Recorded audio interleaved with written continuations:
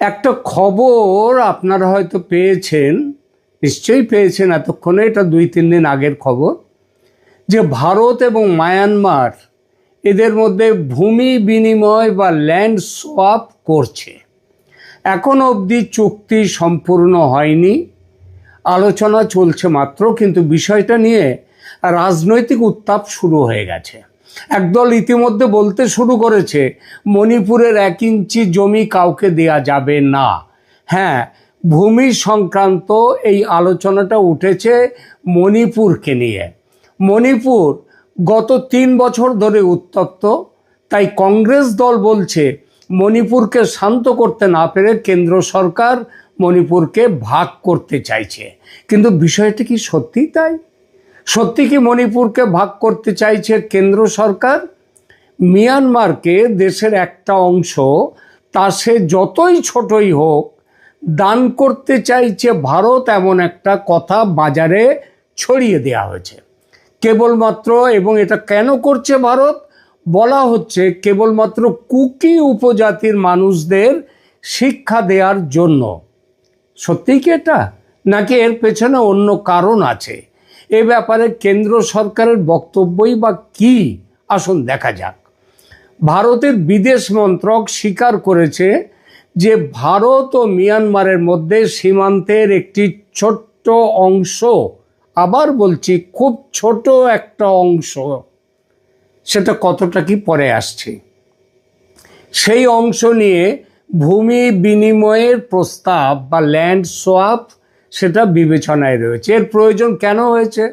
কারণ সীমান্তের কিছু অংশ এখনও চূড়ান্তভাবে নির্ধারিত নয় এবং সেই বিষয়েই দুই দেশের মধ্যে আলোচনা চলছে। ভারত ও মিয়ানমারের আন্তর্জাতিক সীমান্ত প্রায় 1643 কিলোমিটার দীর্ঘ। এই সীমান্ত ছুঁয়ে রয়েছে ভারতের 4টি রাজ্য: অরুণাচল প্রদেশ, নাগাল্যান্ড, মণিপুর, মিজোরাম। অধিকাংশ সীমান্তই পাহাড়ি, ঘন জঙ্গল এবং বহু আদিবাসী জনগোষ্ঠীর বসবাসের এলাকা। বহু পরিবারের আত্মীয় স্বজন ভারত ও মিয়ানমার দুই দেশেই রয়েছে। এই কারণেই এতকাল সীমান্ত পুরোপুরি বন্ধ ছিল না। নির্দিষ্ট দূরত্ব পর্যন্ত যাওয়া আসার অধিকার দেয়া ছিল, যাকে বলা হয় ফ্রি মুভমেন্ট। সেটা ওপারের লোক, মানে মিয়ানমারের লোকও আসতে পারত ভারতের ভেতরে বেশ কিছুটা দূর অবধি। আবার ভারতের দিক থেকেও যারা ওখানকার মণিপুরের, তারা আবার চলে যেতে পারতেন অনেকটা দূর অবধি, আবার ওই কিছুটা দূর অবধি। এই জায়গাটাকে বলা হতো ফ্রি মুভমেন্ট জোন। কিন্তু গত কয়েক বছরে পরিস্থিতি বদলে গেছে। মিয়ানমারের রাজনৈতিক অস্থিরতা, বিদ্রোহ, মাদক পাচার, অস্ত্র চোরাচালান এবং জঙ্গি গোষ্ঠীর চলাচল ভারতের নিরাপত্তা সংস্থাগুলোর উদ্বেগ বাড়িয়েছে। এই কয়েকদিন আগে আপনারা দেখেছেন যে উজবেকিস্তান এবং আমাদের এটার হচ্ছে ইউক্রেন, সেখানকার বেশ কিছু তাদের ধরা পড়েছে ওখানে, তার এখন জেলের মধ্যে রয়েছে, ভারতের জেলে আনা হয়েছে। তো এগুলো নানা কারণে সব চলছে। এই কারণেই ভারত এখন পুরো সীমান্তে বেড়া তৈরির সিদ্ধান্ত নিয়েছে এবং ওই ফ্রি মুভমেন্ট জোন যেটা, সেটা বন্ধ করতে চাইছে। কিন্তু সমস্যা হলো, যেখানে সীমান্ত পুরোপুরি নির্ধারিত নয় সেখানে বেড়া বসানো সম্ভব নয়। তার মানে সীমান্ত কেন নির্ধারিত নয়? তার কারণ এই জঙ্গলের মধ্যে দিয়ে, নদী, জঙ্গল, পাহাড়, তার মধ্যে দিয়ে কোন জায়গা দিয়ে সীমানাটা ঠিকমতো যাবে সেইটাই নির্ধারণ করা হয়নি এতগুলো বছর ধরে। তো এবার আসি মূল ঘটনায়। আলোচনার কেন্দ্রবিন্দু হচ্ছে মণিপুরের চান্দেল জেলার একটা ছোট্ট অংশ। বর্ডার পিলার থাকে, তো সেই বর্ডার পিলার 65 থেকে 68, এই অংশটা প্রায় 2.8 কিলোমিটার সীমান্ত। এটা পুরো ডিমার্কেটেড নয়। এই অংশে প্রায় 3.6 বর্গ কিলোমিটার জমির সমন্বয় বা বিনিময়ের একটা প্রস্তাব নিয়ে ভারত এবং মিয়ানমার দুদেশ আলোচনা করছে। অর্থাৎ এখানটা মূল বিষয়টা কি হবে? মূল বিষয়টা হচ্ছে আমি তোমাকে কিছুটা দিয়ে দেবো জায়গা, বিনিময়ে তুমি আমাকে কিছু জায়গা দিয়ে দাও অন্যদিকে। এখানে নেবে, ও ওখানে নেবে, দুজনের যেখানে সুবিধা সেই সুবিধা অনুযায়ী দেয়া হবে। তো এই যে সীমান্ত অঞ্চল নিয়ে এখনো কোনো চূড়ান্ত চুক্তি হয়নি, কেবল আলোচনা শুরু হয়েছে। ভারত সরকার শুধু বলেছে কিছু সীমান্ত অঞ্চল নিয়ে আলোচনা শুরু হয়েছে। আর এতেই মণিপুরের বিভিন্ন রাজনৈতিক ও সামাজিক সংগঠন একবারে উদ্বেগ প্রকাশ করেছে। তাদের বক্তব্য এটা কুকিদের বিচ্ছিন্ন করার অপচেষ্টা। যেহেতু কুকিরা খ্রিস্টান, তাই খ্রিস্টান মিশনারিরা উদ্বেগ প্রকাশ করতে দেরি করেনি। আর আপনারা তো জানেন এই অঞ্চলে একটা খ্রিস্টান ল্যান্ড করবার বহুদিনের ইচ্ছা ছিল, বহুদিনের ইচ্ছা আছে।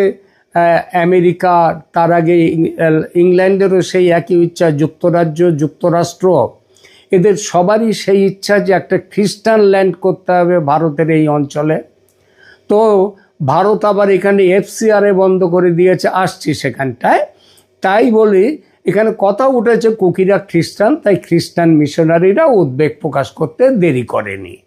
আর খ্রিস্টানদের সংগঠন আসরে নামতেই সরকারের বিরোধিতায় বক্তব্য দেওয়া শুরু করে দিয়ে যাচ্ছে ভারতের জাতীয় কংগ্রেস দল।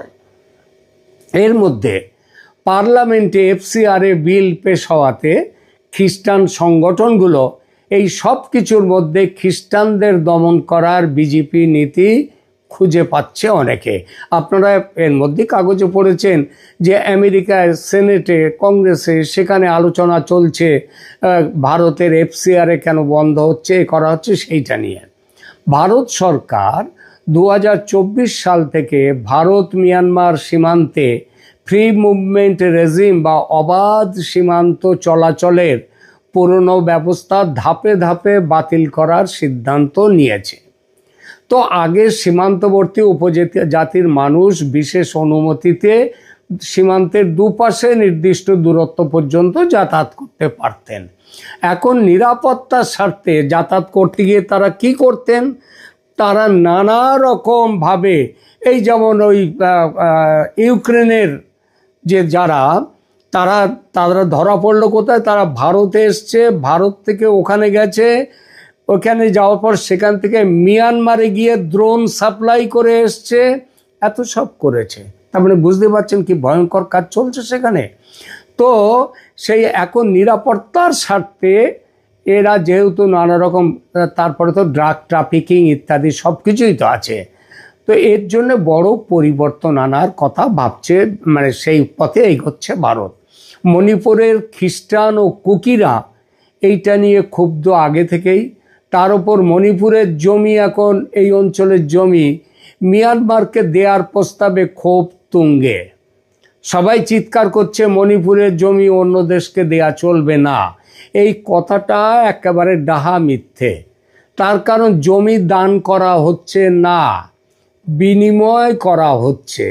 অর্থাৎ এই জায়গায় আমি তোমাকে দিচ্ছি 10 বিঘে জমি, কথার কথা, আর তবে ওই জায়গায় তুমি তোমার জায়গা থেকে আমার কাছ থেকে 10 বিঘে জমি নাও। মানে আমি এখানে দিচ্ছি তোমাকে, তুমি ওখানে দাও আমাকে, এই রকমই ব্যাপার।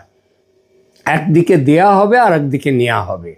অনেকটা বাংলাদেশের সঙ্গে ছিটমহল চুক্তি কার্যকর করার মতো 2015 সালে যেটা হয়েছিল। বাংলাদেশের সঙ্গে ছিটমহল চুক্তি ছিল অনেক বড় জটিল ব্যাপার, মণিপুরে তা নয়, সেই তুলনায় অনেক ছোট। সুতরাং যারা গেল রব তুলছেন তাদের উদ্দেশ্য স্বাভাবিক নয়, রাজনৈতিক। কিন্তু ভারত সরকার কেন বিষয়টা নিয়ে এত ব্যস্ত? আগেই বলেছি তার কারণটা। প্রথমত সীমান্তের বিতর্কিত অংশ চূড়ান্তভাবে নির্ধারণ করা সহজ হবে। দ্বিতীয়ত সীমান্তে বেড়া নির্মাণ দ্রুত শেষ করা যাবে। তৃতীয়ত মাদক, অস্ত্র এবং অবৈধ অনুপ্রবেশ নিয়ন্ত্রণের সুবিধা হবে, সেগুলো নিয়ন্ত্রণ করায়। চতুর্থত সীমান্ত নিরাপত্তা বাহিনীর নজরদারি আরও কার্যকর হতে পারে। অনুপ্রবেশের বিষয়ে ভারতের এখন জিরো টলারেন্স। এটা শুধু বাংলাদেশের জন্য নয়, সর্বত্র। এটা শুধু অনুপ্রবেশ রুখে দেয়া নয়, সঙ্গে আছে জঙ্গিতন্ত্র রুখে দেয়া, বহিঃশক্তির আক্রমণ থেকে সতর্ক হওয়া ইত্যাদি। ভারত এখন শুধু সীমান্ত পাহারা দিচ্ছে না, ভারত পূর্ব এশিয়ার সঙ্গে যোগাযোগ বাড়াতে act east policy, India Myanmar Thailand trilateral highway, আবার বলি কারা, India Myanmar Thailand trilateral highway, 3 দেশের হাইওয়ে। এছাড়া আছে কালাদান মাল্টিমোডাল প্রকল্প, সেই উদ্যোগও ভারতের প্রচুর অর্থ বিনিয়োগ হয়েছে। এই সব প্রকল্প সফল করতে একটি স্থিতিশীল ও সুস্পষ্ট সীমান্ত ভারতের জন্য অত্যন্ত গুরুত্বপূর্ণ, আর ভারত কিন্তু সেটাই করতে চলেছে। আর অনেক সময় দেখুন, মানচিত্রে যে একটা রেখা, ম্যাকমোহন লাইনের মতো একটা রেখা দেখাই যায়, বাস্তবে সেই রেখা দেখা গেছে হয়তো পাহাড়, নদী, জঙ্গল, মানুষের বস্তি তার ভেতর দিয়ে চলে গেছে। অর্থাৎ সেই মানুষের বস্তির ওখান দিয়ে গেলে, তার মাঝখান দিয়ে গেলে তার একটা অংশ পাশের দেশে, একটা অংশ এদেশে, এই তো হয়। ফলে নানা রকম অসুবিধা হয়। আজকের সবচেয়ে গুরুত্বপূর্ণ বিষয়টি হলো ভারত ও বিনিময়ে মিয়ানমারের মধ্যে এই রকম অনেক জায়গায় ম্যাকমোহন লাইন যে চলে গেছে, সীমান্ত লাইন, সেই লাইন অনুযায়ী ডিমার্কেশনটা করা যায়নি এতকাল, কারণ জঙ্গল, পাহাড়, নদী করা যায়নি। এখন সেইটা করে নিয়ে দেখা যাচ্ছে যেখানটাতে কোনো রকমভাবে প্রাচীর দেওয়া সম্ভব নয়, যেখানে ঘেরা দেওয়া সম্ভব নয়, সেখানটায় বলা হচ্ছে তুমি এই জায়গাটা আমাকে দাও, এই জায়গাটা আমি রাখছি, ওই জায়গাটা আমি তোমাকে দিচ্ছি, ওই একই পরিমাণ জায়গা তুমি নিয়ে নাও। এইটাই ব্যাপার। এটা হচ্ছে পারস্পরিক সদিচ্ছা।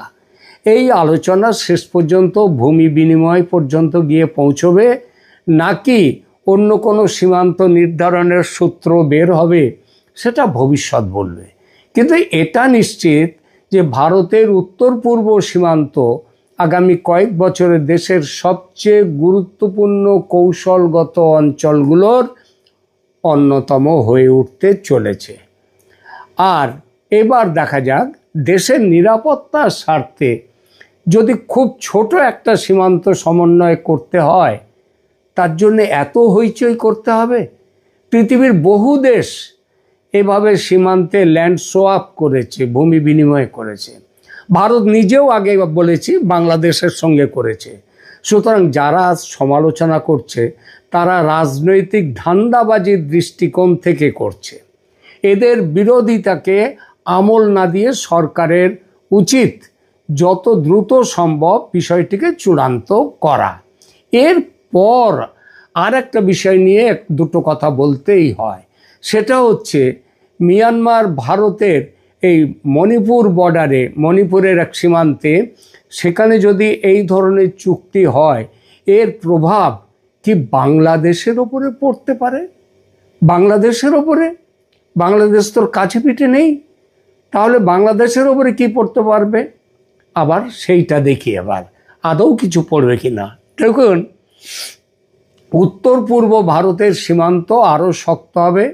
মিয়ানমারের সঙ্গে অমীমাংসিত সীমান্ত নির্ধারণ করে ভারত যদি ফেন্সিং কমপ্লিট করতে পারে, তাহলে মিয়ানমার, মণিপুর, মিজোরাম অঞ্চলে জঙ্গিদের ঘোরাফেরা, জঙ্গিদের অস্ত্র দেয়া, মাদক পাচার এবং অনিয়ন্ত্রিত মানুষের চলাচল, অনুপ্রবেশ ইত্যাদি কঠিন হবে। এর spill over effect Bangladesh, Mizoram, Tripura সীমান্তের নিরাপত্তা ব্যবস্থাতেও পড়তে পারে। দ্বিতীয়ত, চীন, মায়ানমার, বাংলাদেশ ভূ রাজনীতিতে ভারতের অবস্থান অনেকটাই শক্ত হয়ে উঠবে। মিয়ানমারের সঙ্গে সীমান্ত সমস্যা মিটিয়ে দিল্লি যদি সম্পর্ক স্থিতিশীল করতে পারে, তাহলে ভারতের অ্যাক্ট ইস্ট কানেক্টিভিটি, বিশেষত মিজোরাম, মিয়ানমার হয়ে দক্ষিণ পূর্ব এশিয়ায় পৌঁছানোর পরিকল্পনা সুবিধা পাবে। এতে বাংলাদেশের ওপর ভারতের যে নির্ভরতা, সেই নির্ভরতা কমে যাবে।